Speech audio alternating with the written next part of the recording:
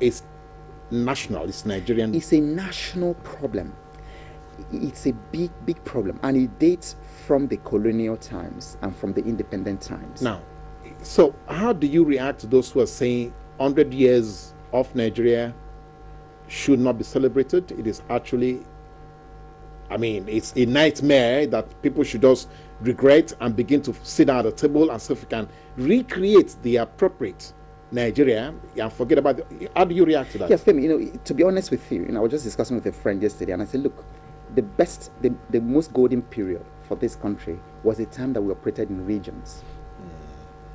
We've never come close to what we were. What we achieved. What we achieved. If you look at the Western region, for instance, and I tell you, the Western region, with all due respect, has the most educated in the whole of West Africa, if not Africa. And it's all because of what one man put did. Down. Nothing has been built, nothing has been added. Maybe the governor of Lagos State, the current governor, he's doing very well. Yeah. He's doing well, but if you look at it, what is obtaining in the southwest is the structure led by AWOKE. You go to the southeast, nothing has happened beyond what Okpara and Co. did at the time that we were regions. Those regions were running their economies very well because nobody was depending on oil. Anybody. You had the granite pyramids and all that in Kano. You had the palm oil in the east. In the west, you had cocoa and all that. And we're running well.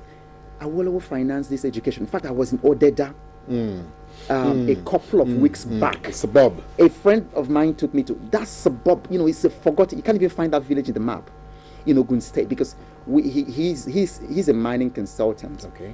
And he wanted me to, consult with him for this. So we drove there, in this rough SUV and all that. And I went there and I was in primary schools, 1953, in the farmlands there. And I was shocked. And all these things were financed, not with oil, with cocoa. So Nigerians need to be very realistic. See, we're talking about all this one Nigeria thing. It's just in our heads.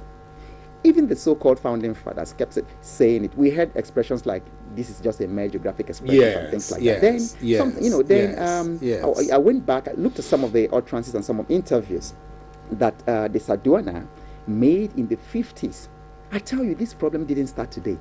So it's a case of, forced sort of marriages, a sort of the usurping of sovereignties. And you see, when you're dealing with the spiritual lives of people, when you're dealing with mind and heart issues, you don't do it with gun. So 100 years is enough. We need to actually calm down and say, okay, what is the shared vision? How do we negotiate this, our existence? Otherwise, what is happening now with the state of emergency? Thank God for our military. But it's a very temporary thing because that does not deal with the heart and mind issues. Those issues still exist. So at some point, the different parts of the country must come back and say, where did we get it wrong? And how do we negotiate? Where do we go from here? Until we sit down and talk. The Boko Haram thing, we generate another one. After this one, another. We just keep on putting up brush fires.